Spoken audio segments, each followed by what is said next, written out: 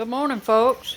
I just wanted to share with you, this is my sweet potatoes that I got out of my barrels that we got some small ones and we got some big ones, but this is my sweet potatoes that I'm going to be doing, you know. I grew these in containers, and the containers that I grew them in are those right there. I don't know if you can see them right there. I had those three big white ones and one of the little pint barrels looking ones. These two right here. And I didn't get as much of a yield as I wanted, but considering that it was just for me, it worked really well. I will say this: growing the sunflowers like I did around the raised garden beds worked really well to keep the birds coming in, to keep my pests down. That worked very, very well, and I don't know which one of you suggested that to me, but it was in a chat, I believe, on Pinball Preparedness channel, that someone suggested, that you grow something to attract the birds, and the birds would help keep the pests down, and that has worked very, very well. And what I'm doing right now is I have taken some basil leaves, and I'm starting to dry my basil. So I dry my basil, and I put my basil in just a container. And what I'm going to do is I'm going to put like a paper towel over top of it and lightly cover it and let it sit for about a week just to make sure I got it completely dry before I grind it down and put it into my spice jars like this one. Okay, this is basil, and it's just a jar I reuse. So, you can take your spice jars and reuse them. Yes, you can. Now, this is a lot of work. But I have found that doing it this way, I get a lot more flavor. Now you can do these freeze dried. You can do that, and then grind them up and make your basil powder or your basil spice. Or you can leave them like this. You can actually just take the leaf, the dried leaf, and add that to your meal, and it will break up on its own. And I have a watermelon that we are going to cut today. And I have took 4 of these size watermelons out of my little garden bed, which is right there. This little garden bed. I've got garlic starting to pop up through it, so I'm going to have to go out and start pulling the watermelons out and pulling all the grass and everything that's been hiding the watermelons from the chickens, and getting ready for winter. Now, as you can see, my little greenhouse that I built, the plastic has not survived the nice little windstorms and storms that we've had come through over the last year. It lasted me all last winter and all until about 3 weeks ago when we had a big, huge, like 50-mile-an-hour per gust come through here, and then it just slowly has deteriorated. So one of the first things I have to do is, one, take the tomatoes off the back wall and remove them, because as you can see, they're pretty tall. They're about 8 foot tall. That's about how tall that is. And I've got to get them out, even though they're still producing. My chickens are loving them, but I'm kind of down to only them producing. These right here, as you can see coming on the porch right here, they're starting to die back. So we're starting now to prepare for winter. And as you see, I've already got my greenhouse covers already out there over top of my lime and lemon tree. And we're hoping that if I run like a small heater, like for a chicken heater type thing, and I run that out there close to the containers, that I can overwinter my lemon and my lime tree, and then if they survive this winter, then they'll be ready to put in the ground. They are actually almost too tall for the greenhouse now. So they're almost big enough just to go straight into the ground now, but I don't want to do that right before winter. So if they overwinter fine in the containers, then we'll look at putting them in the ground somewhere out here in my yard, and it's probably going to be along right in here, right close to where the chickens are, because I think that's a better sun-facing area than and less chance of getting sprayed over the fence, which we are having that issue with neighbors. As you can see in the back end of the yard back here, they sprayed and it killed my one peach tree and my one apple tree. They just totally killed them, unfortunately.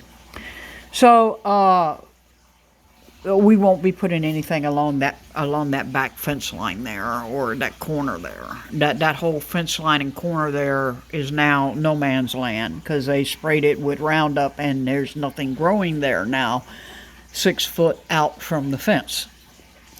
So this is what happens, folks, when you do that. I mean, unfortunately, I do live in suburbia, and unfortunately I do have to deal with neighbors who like to spray the fence line. So I have to be careful what I grow and where I grow it, which is why I started the container garden here.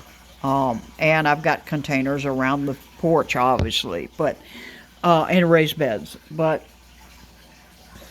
this is my plan, is I plan on along here putting more raised beds and going with that. And that's my plan. But whether or not that works or not, I have no idea.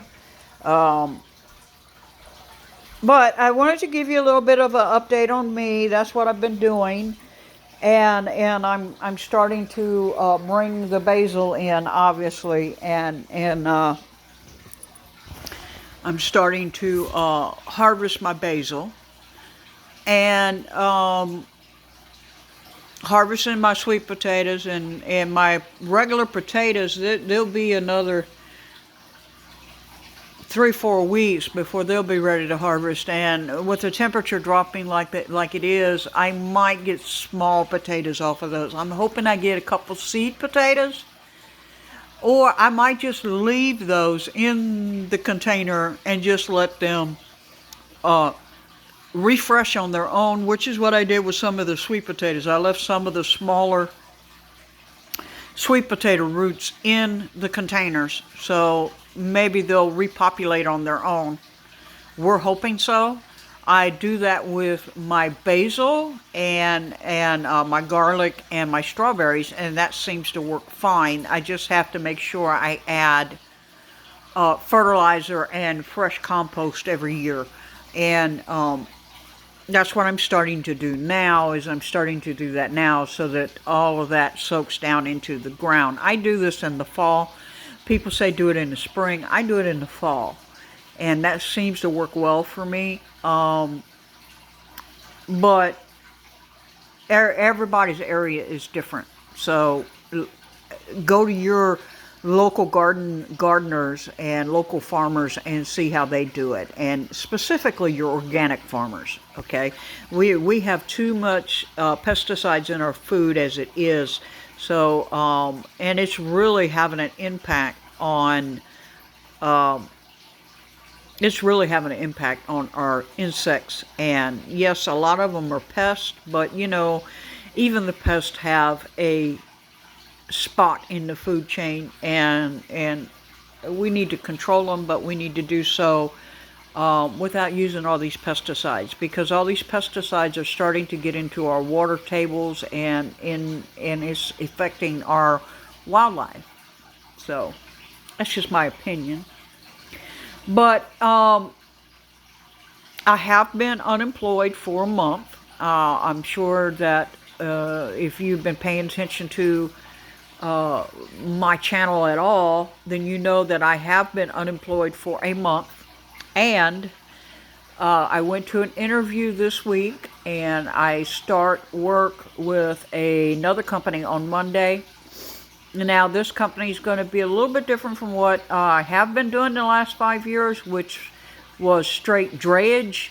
Drayage is pulling containers in and out of the port. And you take them in and out of the port, and you go straight to the yard. You drop it for the road driver, and the road driver or the regional driver comes in, picks up the container, and goes to the customer. This job that I'm taking is actually going to be picking up loads and taking them out to a customer, and then bringing them back and dropping the empties off, or vice versa, going out with an empty and going to a customer and loading and bringing that back. And it's going to be more money than what I was making before.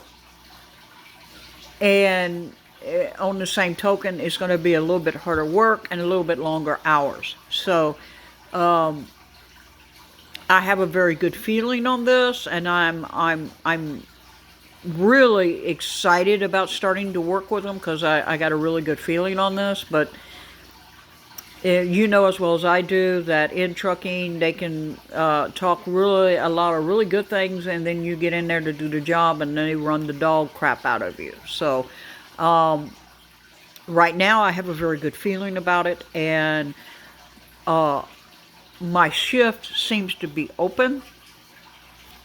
That seems to have ended for me as of this Monday. But I learned a couple things from being unemployed for a month. One, I did not, and this is my mistake, I did not have enough cash set aside in my savings and cash on hand to handle my bills for a month. So I actually had to go borrow some money from one of my relatives. So I don't like doing that. So that was an eye-opener for me, and thankfully I did have that available. I know not all of you have that available. So if you are prepping, please do not forget to put money to the side to cover your bills. This is all part of having an awareness of suddenly, you suddenly have an accident, or you suddenly lose your job, or suddenly there's a death. So you want to definitely have money set to the side to cover that. I did not do that. That was one of the things which I knew was a weakness in my preps, and which now just got exacerbated. I mean, it just, because of the whole situation. But it really brought it to the fore for me that I've been focusing on one or two areas of prepping and forgetting other areas. Now, that being said, I haven't had to go to the store at all. So we haven't had to go to the store at all, because and I realized that what I thought was about a 6-month food storage, I actually have about, I would say, 3 to 5 years of food storage, just because, yeah. I actually overestimated how much I would eat, and that is unusual, but I guess that's a good thing. So I do have that.